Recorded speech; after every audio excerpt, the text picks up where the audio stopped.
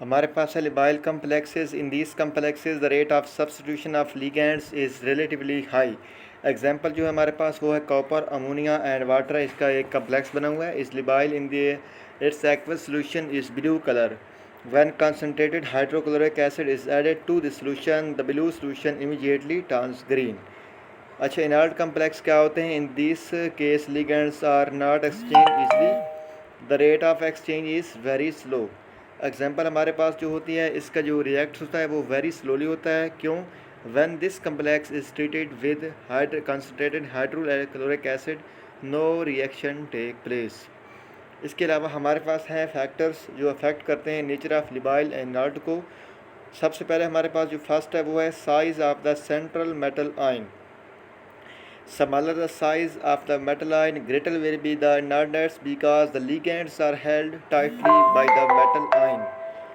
आगे है charge on the central metal ion. Greater the charge on central metal ion, greater will be the inertness of the complex.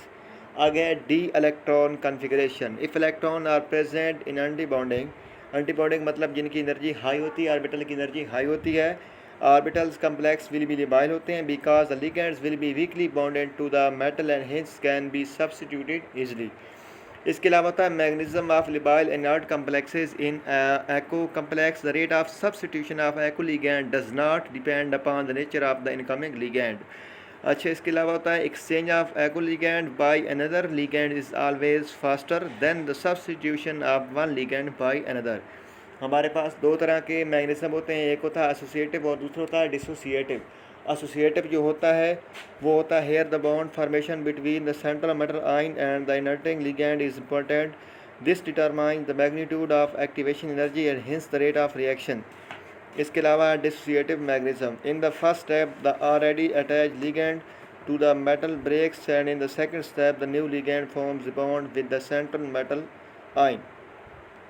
इसके अलावा in this mechanism the breaking of the bond between the metal and the already present ligand is important and the magnitude of the activation energy depends on this step.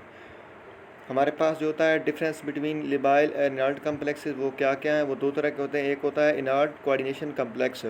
ये थर्मोडाइनामिकली unstable होता है लेकिन ये kinetically stable होता है, इसका मतलब ये इनर्ट होता है. आगे होता है लिबाइल coordination complex.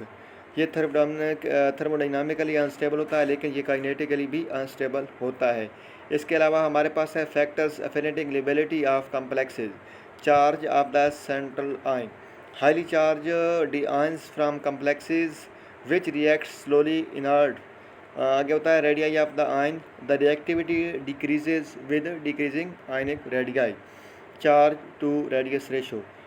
If all the factors are similar, the ion with the largest charge to radius ratio values reacts with the least rate.